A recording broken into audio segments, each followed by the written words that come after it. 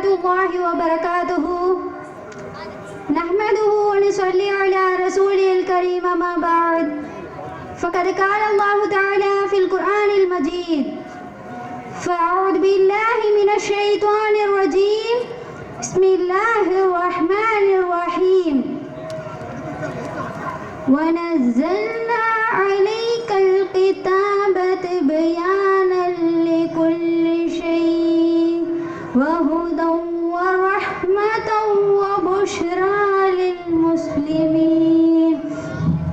وقال النبي صلى الله عليه وسلم: إن الله يرفع بهذا الكتاب أقواما ويضع به آخرين.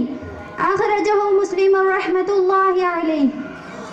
أهل القرآن، فالقرآن نور يهدي القلوب وينير البصائر والعقول ويمحو الجهالة والبدعة، وكلام الله منهج حياة ومنبع حضارة، يدعو للأخلاق الكريمة والمبادئ القويمة.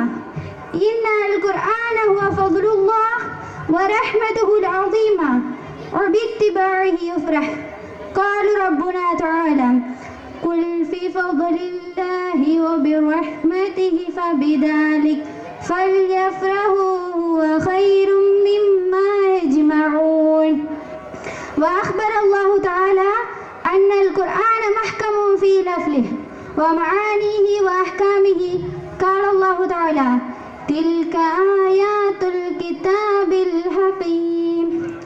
تلك الآيات المنزلات من عند الله هي آيات الكتاب الذي يجب تدوينه بالكتاب وجعله بين الناس كتابا محميا من التحريف وتغيير بالزيادة أو النقص أو التبذير. وحفظ الله القرآن منها. قال الله عز وجل: إنا نحن نزلنا الذكر وإنا له لحافظون. وإنا للقرآن الذي أنزلناه عليك يا رسول الله لمتقفلون في حفظه من الزيادة والنقصان ما دام في الأرض بشر، مهما تتابعت الأجيال وتوالت القرون والأحقاب. وقال الله تعالى أن هذا القرآن في صحف مكرمة مرفوعة مطهرة. إن القرآن مكتوب في صحف مكرمة عند الله تعالى رفيعة القدر والمنزلة مطهرة من الدنس والزيادة والنقصان.